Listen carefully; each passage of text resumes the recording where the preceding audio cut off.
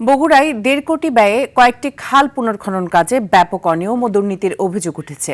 কোথাও খালের নামে ড্রেন ও আগাছা পরিষ্কার, আর কোথাও খননই হয়নি। তদন্ত করে ব্যবস্থা নেওয়া হবে বলছে জেলা প্রশাসন। বগুড়া প্রতিনিধি ইমরান হোসেন লিখনের পাঠানো তথ্যচিত্রে বিস্তারিত জানাচ্ছেন সাকিব আল হাসান।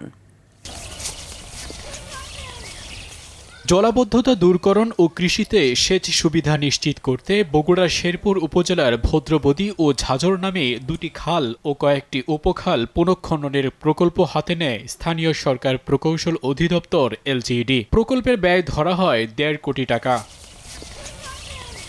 কাগজে কলমে খনন কাজ দেখানো হলেও বাস্তবে কাজের প্রমাণ মিলছে না। সরেজমিনে দেখা যায় ভদ্রবদী খালের প্রায় ৫ কিলোমিটার খননের কথা থাকলেও খনন করা হয়েছে মাত্র ১ কিলোমিটার। যদিও স্থানীয়রা বলছেন কয়েক বছর আগেই এই অংশ খনন হয়েছিল।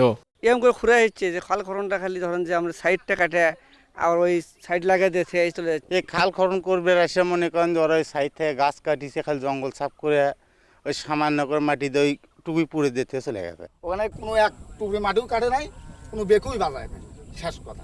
এদিকে প্রায় ৪.৫ কিলোমিটার দীর্ঘ ঝাজর খালটি খননের কথা থাকলেও মাত্র ১ কিলোমিটার পর্যন্ত খালপাড়ের আগাছা পরিষ্কার ও নিচ থেকে নামমাত্র মাটি তুলেই কাজ শেষ দেখানো হয়েছে।